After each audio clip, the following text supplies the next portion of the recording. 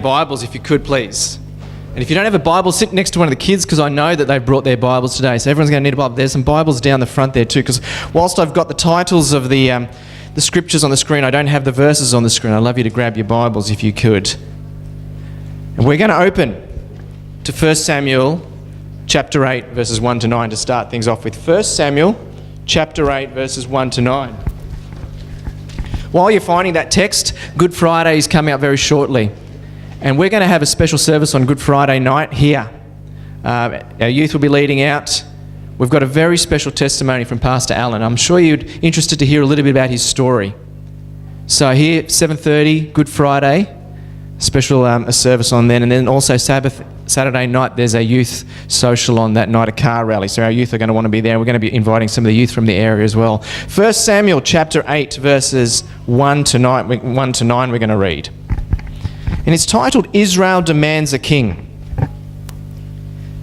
When Samuel became old, he made his sons judges over Israel. The name of his firstborn was Joel, and the name of his second, Abijah.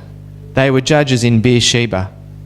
Yet his sons did not follow in his ways, but they turned aside after gain. They took bribes and perverted justice. Then all the elders of Israel gathered together and came to Samuel at Ramah and said to him, "You are old, and your sons do not follow in your ways. So appoint for us then a king to govern us like other nations." But this thing displeased Samuel when they said, "Give us a king to govern us." So Samuel prayed to the Lord, and the Lord said to Samuel, "Listen to the voice of the people in all that they say to you, for they have not rejected you, but they have rejected me from being king over them.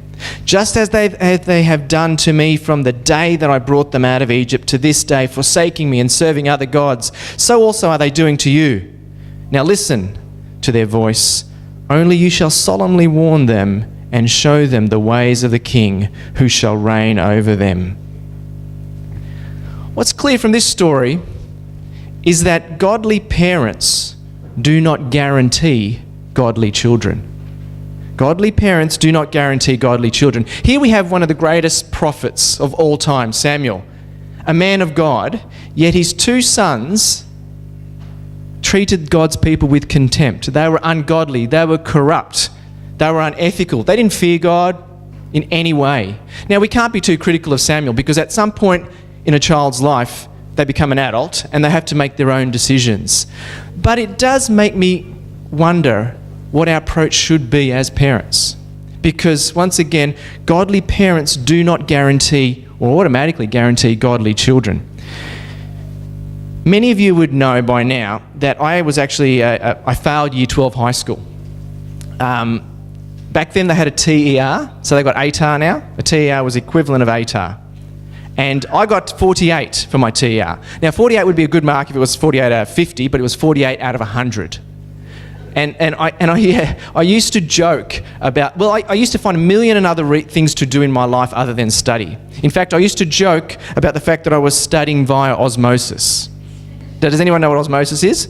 I think you do, and I remember this from science. It's the one thing. It's where molecules pass from an area of high concentration through a membrane into an area of low concentration. So my study notes were high concentration, my brain was low concentration, a vacuum in fact. I would put my notes under my pillow and sleep on them and hope that in the morning all that information in my notes would be transferred into my brain. Well, I used to joke about it. I used to say that, because I spent more time sleeping and doing other things than studying. But the reality is that knowledge is not transferable in that way, is it? Absolutely not. Neither is salvation. The decisions we make as parents, as adults, is not for Christ, and our acceptance of the gospel is not automatically transferable to our children. It doesn't occur that way. So what is the answer then? What is the response that we should have as parents, as grandparents, but also as a church when it comes to our children here today? Well, one of my favourite verses, and we've actually got t-shirts about this, is actually in Proverbs 22 verse 6. So if you could turn there as well, Proverbs 22 verse 6. Because Solomon, the wisest man on earth, wrote about what our approach should be as parents, as grandparents, and as members of this church, as Christians. And it says this in Proverbs 22 verse 6. Train children in the right way, and when old, they will not stray. Train children in the right way, and when old, they will not stray. Now, I realise this verse is somewhat problematic because Solomon suggests that they will not stray at some point. So there's a lot of unanswered questions around, well, why is it that a child who might be raised in a godly family, in a good Adventist Christian home, may choose to leave their church, forsake God at some point in their life? And that's a question that warrants further discussion, certainly. It's not for this time, because what I want to focus on at the moment is what is the basis that we have to set as parents, as grandparents, as church members for our children? What is the foundation? Because Solomon deals with that in the first part of the verse. We'll leave that second part of the verse for another sermon. But what are we supposed to do? Because the reality is that as parents, as grandparents, as church members, we are stewards over our children for a very short period of time. Yet our influence, our teaching of the children here in our church has eternal consequences. Eternal consequences. So let's start by defining what a child is. Very important to define what a child is. Solomon uses the word child. Now, the Old Testament, if you're not aware, was written in ancient Hebrew. So we'll go back to the original text. What is the word for child in Hebrew? It's actually this word, nayar. And a nayar is a boy or a girl, it doesn't matter, from infancy through to adolescence. From infancy through adolescence. So when does infancy start? 0 to 2? Anyone else? Sorry? No? Birth? Okay. So your baby, well, roughly about 6 months of age. We can actually say about the first year of life. That's when infancy starts. 6 months, under 1 year of age. When does adolescence finish? 21, yeah. Now, it's not bad, because in ancient Hebrew times, about 20 was the time when children moved from childhood through to adulthood. About 20. In our society, we celebrate, 18th, 21st as significant milestones. So yeah, around the age of 20. So who's here is under the age of 21? Can you put your hand up? If you're under the age, you kids, if you're under 21, yes, I can see Buzzy's got a hand up. She wishes. We all do. Who is under 20? High up, real high. Okay, quite a few. Excellent. Look around church. How many people have got their hands up? If you're under age of 21, I know it's hard to believe, but there's quite a few. At our church camp, over 50% of the people that attended our church camp were under the age of 21. And Solomon is saying here, look, these children, and I'm going to say, I know that perhaps if you're 20, you don't want to be called a child, but that's the reality. You're still a child. These children require special attention. In fact, he uses the word train. They need to be trained. Look around. These people need to be trained. So what does he mean? Well, the ancient Hebrew text for the word trained is this, Shinnok. Now, Mikey knows this word. Do you remember what the other word was that it was translated to? Dedication. Dedication or dedicate. He knows his ancient Hebrew. These guys don't even know the ancient. They're so good. How does he know that? We actually shared with it at church camp. Before our worship on the first and second day, we shared this word Shinnok. And it actually has two meanings in English, to train or to dedicate. It's pretty small up there. In fact, we wore wristbands with that word Shinnok on it. To train or to dedicate. Now, this word is only used to describe 3 situations in the Bible. 4 times to describe 3 situations. When a word is used sparingly, we need to sit up and listen. Okay, the whole Bible. The first occasion, referencing the family home. Dedicating the family home. And that's found in Deuteronomy 20 verse 5 if you ever want to look that up. The second reference is what? The temple. Dedication of the temple. The new temple. Solomon. And that's found in 1 Kings and 2 Chronicles. Same story, but dedication of the temple. The third time it's used is in this verse in reference to children. This is significant. There are no other references to this word in the entire Bible. You see, Shinnok is specifically referring to the training or dedication of these 3 things for the purposes of God. This church exists for the purpose of God, to fulfill God's purpose. Our family homes exist to fulfill God's purpose. Our children's lives must exist to fulfill God's purpose.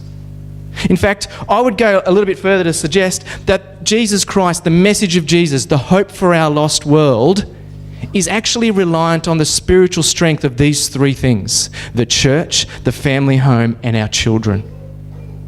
The spiritual strength of these three things. There's a name in the Bible that comes from this word Shinnok. And those that are on the worship team will know this name, so don't call it out. Does anyone else know what name in the Bible comes from this word Shinnok? Darren? Hebrew? Enoch. The name Enoch comes from this word Shinnok. You can actually see it there. What was the meaning of Enoch? Or Enoch was remembered as a man who walked with God. He was the epitome of Shinnok. Enoch, Shinnok. And our aim should therefore be that our children walk with God. Everything that we do as a church, not just as parents or grandparents or guardians, everything that we do should be centered around our children, everyone under the age of 21 walking with God. So how do we achieve this? How do we achieve this? Because it's fine to say this is what a child is, this is what it means to train, but how do we achieve this? Well, Solomon refers to the words, and he uses the words, the right way. The right way. Now, the right way is not a specific parental strategy. It's not a book about telling you how to raise your kids in any sort of way. You know, he's not pointing in that direction. He uses the word in ancient Hebrew once again, derek, which is actually the way or the path to follow. What do we got here? Path of life. And the word derek is often used in the Hebrew when it's referencing God's way. God's path, a path without deviation, a specific path that pleases God. Now you think about it. We've said that childhood is a journey, well, it's from the age of 6 months, 1 year, all the way to 21. This path of God is not just a one-off act. In the Adventist Church, we dedicate children, babies. But dedication is more than just a one-off act. It's a journey. Because it's Solomon used that word derek, it's God's path, God's journey, a specific path. And that's what we've got to get into our minds.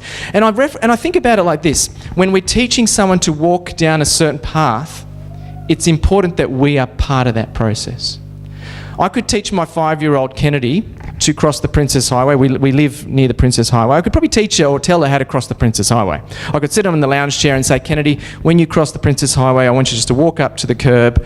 I want you to look to the right, look to the left, look to the right again, and when it's safe, you can cross. She's 5 years of age. But is that the way I teach her to cross the road?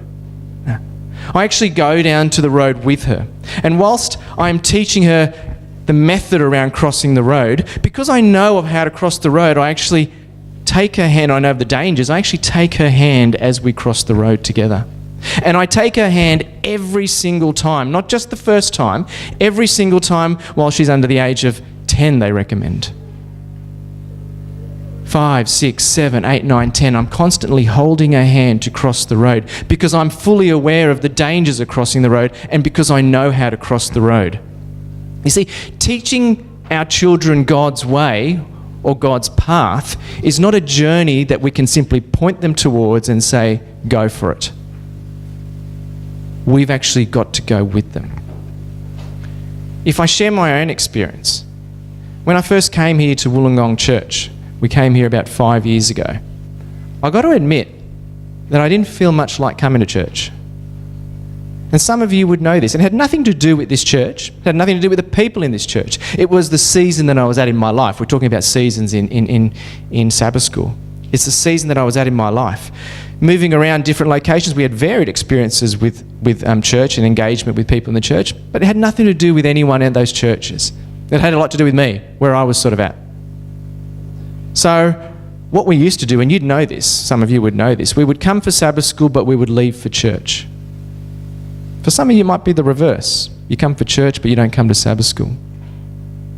But for us, it was come to Sabbath School, do a little bit there, and leave for church.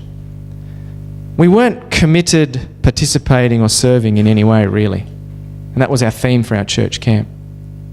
And then one day, one of my children asked me when we decided to stay for church, why are we staying for church? And it suddenly hit me. What sort of a child am I raising? If church is so foreign to them now, because it's foreign to me, I'm not engaged in church. I'm not participating. I'm not committed. I'm not serving. How can I expect my children to walk the path if I don't walk that path? If I'm not setting the example? You see, our children are looking up to us. And they're looking up not only to their parents or their grandparents, they're looking up to all of you. And we all have a responsibility in raising the children of our church. I think about probably about 4 or 6 weeks ago, 2 of our youth shared their testimony with the children in our teens. Here we are here. They came up to me and said, Steve, we'd like to share our story with the teens, Ben and Michael. Their story, started as Adventist children growing up in a good Adventist home, going to an Adventist school. And then over time, drifting away for various reasons when they left from high school, the latter parts of high school and after high school. And I'll get them to share their story one day. But the reality was that someone must have been praying for them, and their grandmother, Erica, invited them back. And they came back. Mikey had never played a piano before in his life, and he bought one. He said, I'm going to give it a go. Ben started, with the guitar here. And now they're active, they're committed, they're active members of our church. And they were sharing their story with the teens. You can see the teens were intently listening. In fact, as boys do, they sort of muck up a little bit, during some of these things. One of the girls actually said, boys, just listen, quiet, we're listening, we're learning something here. They were quick to self-modulate and regulate the situation because they were intently listening to the experiences, the story that these, I can't call them boys, men were sharing with them about their walk with God, about their path that they had walked and where they were at. And each one of us has a responsibility to share our story with our children, walk that path with them. And it's even more critical when we realise that not every child that walks through the front door of this church will have Adventist or Christian parents. In fact, we know there are some parents here that are single parents bringing their children to church. There are some grandparents bringing their grandchildren to this church. There are some parents that might be the only Christian parent in their home bringing their children to this church. And that's where we must support all of them as a church family. We must support each one of them. And I suppose this is where I want to give those of you that are in that situation some hope. If you're a grandparent bringing your grandchild to church because your own child has left the church, if you're in a home where your partner is not a Christian and you're bringing your children to church, or if you're a single parent, you know what the beautiful thing is? The Bible is a book of hope, and there is hope for those situations. In fact, there was a boy by the name of Timothy. You see, Timothy grew up in a home where his dad was a non-Christian and his mother was a Christian and his grandmother was a Christian. Yet at a young age, the church leaders identified Timothy as someone who was so dedicated, was so passionate about the gospel. He actually was in his teenage years, so by definition he was still a child.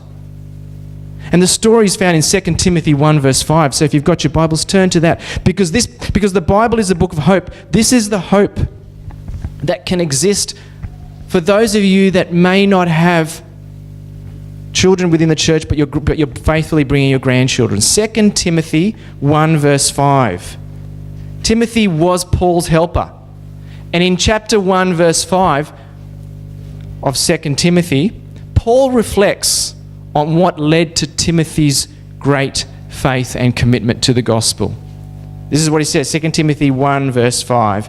I am reminded, he's speaking to Timothy, remember this is a letter from Paul to Timothy. I am reminded of your sincere faith, a faith that lived first in your grandmother Lois and your mother Eunice, and now I am sure lives in you.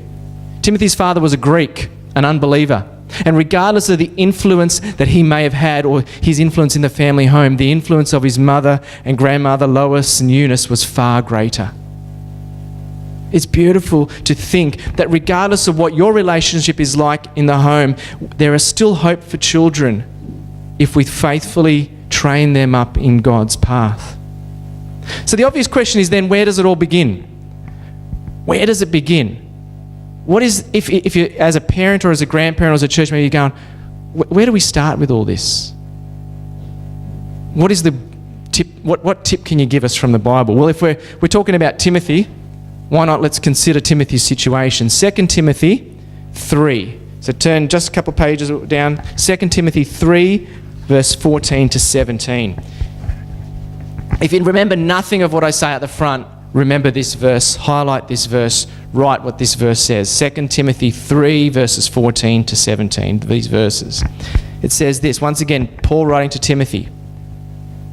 But as for you, continue in what you have learned and firmly believed, knowing from who you have learnt it. This is the key text, 15. And how from childhood you have known the sacred writings that are able to instruct you for the salvation through faith in Jesus Christ.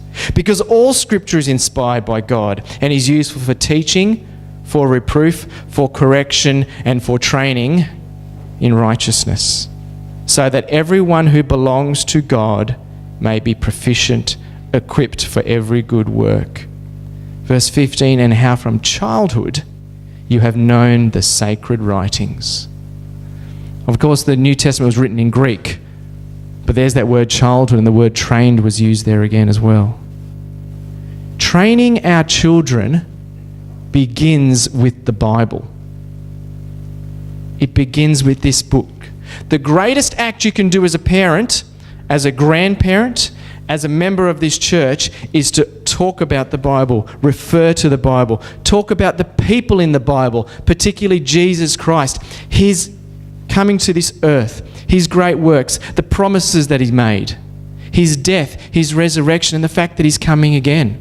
That's the greatest thing you can do. You know, to talk about it in your family homes, to talk open and talk about the Bible in your family homes, on holidays, in the car, at Pathfinders, at Adventurers, in Sabbath School, here in this church, encouraging our kids to open and bring their Bibles, to mark their Bibles, to learn from the Bibles. That is the single most greatest thing we can do as adults for our children. But therein lies the problem. How many of us open the Bible regularly? Reflecting 4 or 5 years ago when I told you that I struggled to come to church, I was happy to come to Sabbath School, but not church. That's the point that I went back to the Bible and started opening it, started marking it, started reading it, started learning it for myself. And I started in the book of Psalms, where there's hope for everyone. If you're ever down and out, reading from the book of Psalms and reading David's stories and how he anguished over many situations is a place to start, and that's where I encourage you to go. You see, if we are not in the Bible, we cannot expect our kids to be. I only know how to teach Kennedy how to cross the road because I know how to cross the road. I know of the dangers. I know how to cross the road, I teach her. If I know the Bible and am in the Bible, then I can teach my children. But if I am not, I've got no hope. If I spend my time on Netflix, so will my children. If I as an adult spend time on online gaming, video games, so will my children. If I put sporting achievements or academic achievement ahead of Bible knowledge, so will my children. Our Bibles need to be open in our homes. We need to be talking about them. We need to be reading from them. Because the more that we talk about Jesus, the promises in the Bible, the more it becomes a reality, not only in our lives, but in the lives of our children.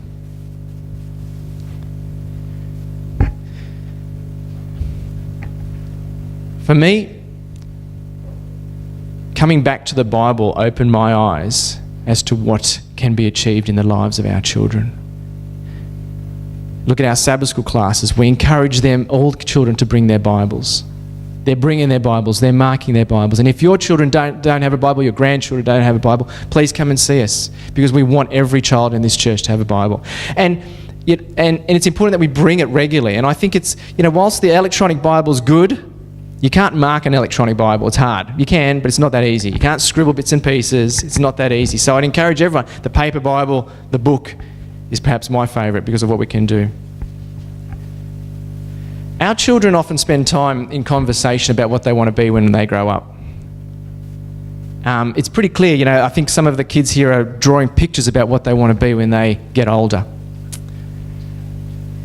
Mackie wants to own a farm and she wants that farm to be by the ocean. And she's set on the fact that she wants this farm to have every domestic and farm animal possible because her father won't let her buy her a dog. So she's going to get back at me. She's decided, in these discussions, she's actually told us she's decided that Kennedy's going to live with her. So it's fine, Kennedy's going to live with her. On one occasion, and we're discussing, what the kids were discussing what they wanted to be when they grow up, and Sully, 8-year-old Sully, sidles up next to his mum and he looks lovingly at his mother and says, "Mum, I want to stay home and live with you guys forever." And alarm bells are going off in my head because I've heard of these sort of kids. They never leave home.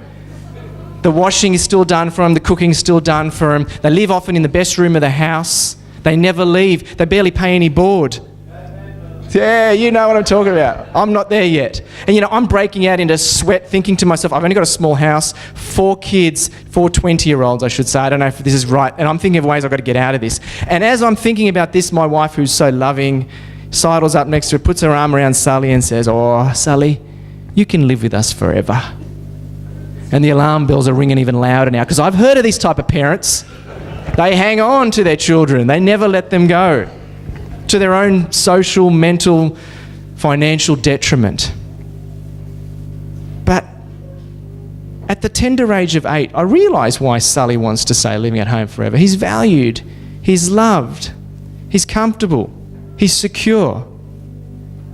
This is the place that he wants to be forever. But the reality is, heaven is our eternal home. And we must set our children on the path of God, that path that doesn't deviate, and we have to walk with them. We must strive to lead our children to commitment, to make that commitment for Jesus. We've got to have Jesus permeate their lives to the point where their desire is to be at home with their Heavenly Father forever. I would encourage you this week, pull out your Bible if it's been some time, spend some time in the Bible, share with the Bible with your grandchildren, with your children and the children of this church as we set them on the path that leads to their heavenly home forever. God bless.